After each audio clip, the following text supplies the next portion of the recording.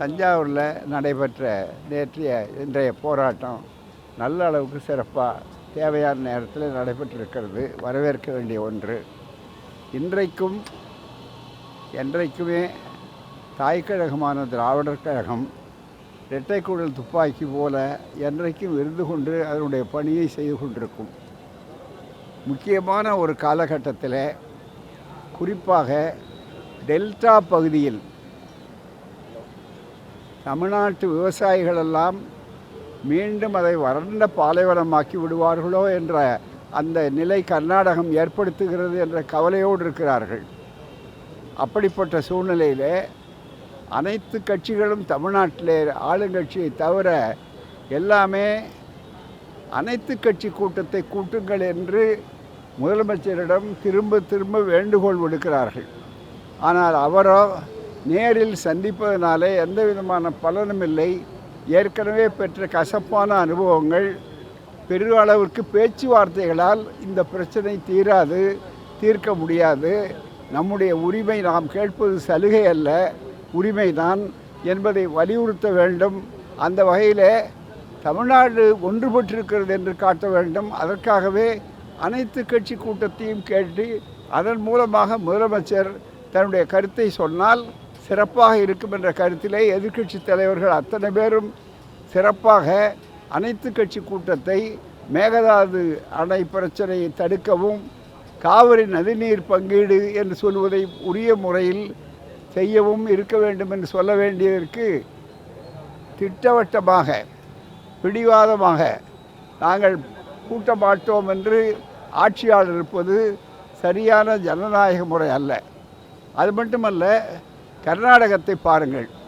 நேற்று நடந்த அந்த கூட்டத்தில் அனைத்து முன்னாள் முதல்வர்கள் உள்பட, இந்நாள் அமைச்சர்கள் உள்பட, மத்திய அமைச்சர் எம்பிக்கள் உள்பட ஒரே குரலில் தமிழ்நாட்டுக்கு தண்ணீர் கொடுத்தது, அதுவும் நெருக்கடி காலத்தில் கொடுத்தது கூட அதற்கு எதிர்த்து அப்பீல் செய்ய வேண்டும் என்று அவர்கள் சொல்லி ஒரே குரலில் அவர்களுடைய உறவுகளை உரிமைகளை நிலைநாட்ட வேண்டும் என்று அவர்கள் நினைக்கிறார்கள்.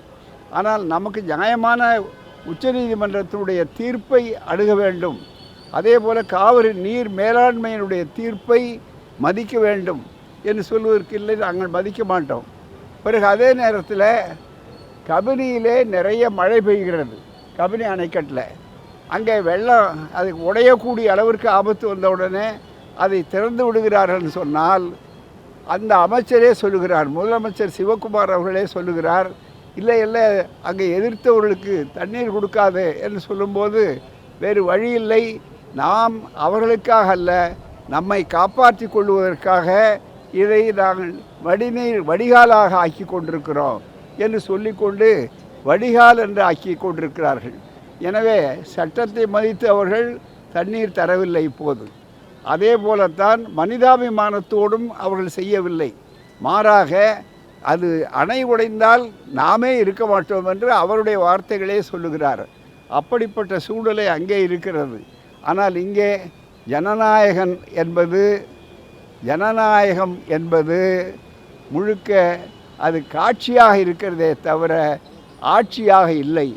எனவே தான் ஆட்சி என்பது மக்கள் வாக்களித்திருப்பது ஜனநாயகத்திற்கு. எனவே ஜனநாயகன் காட்சியாக இருக்கக்கூடாது, ஆட்சியாக இருக்க வேண்டும். அவ்வளோதான். நன்றி. நீட் தேர்வை எதிர்க்கிறோம் என்று எல்லோரும் சொல்லுகிறார்கள். குறிப்பாக ஆளுங்கட்சி நிலைப்பாடும் இருக்கிறது. அது ஒரு பக்கத்தில் சொல்லிக்கொண்டு இன்னொரு பக்கத்தில் நீட் தேர்வை பற்றிய விழிப்புணர்வு பிரச்சாரம், அது போராட்டம் கூட அல்ல, பிரச்சாரத்தை நடத்த தடை செய்திருக்கிறார்கள். அந்த உரிமையை நிலைநாட்டுவதற்காக நீதிமன்றம் செல்வோம் என்று தெளிவாக சொன்னோம். நீதிமன்றத்தில் வழக்கு தாக்கலாக இருக்கிறது. அநேகமாக ஓரு நாட்களில் அது வருவதற்கு வாய்ப்புண்டு. எனவே தான் மக்கள் மன்றம் நீதிமன்றம் சொல்லுகிறது என்பது மட்டுமல்ல, நீதிமன்றமும் மூலமாக அந்த உரிமையை நாங்கள் தெளிவாக பெறுவோம். அரசின் நிலைப்பாடு தவறு என்று இதை சுட்டி காட்டுவதற்கு எங்களை விட நீதிமன்றம் மிக பொருத்தமானது. எனவே தான் நீதி கேட்டு அங்கே அணுகியிருக்கிறோம். விரைவில் முடிவு தெரியும். நன்றி.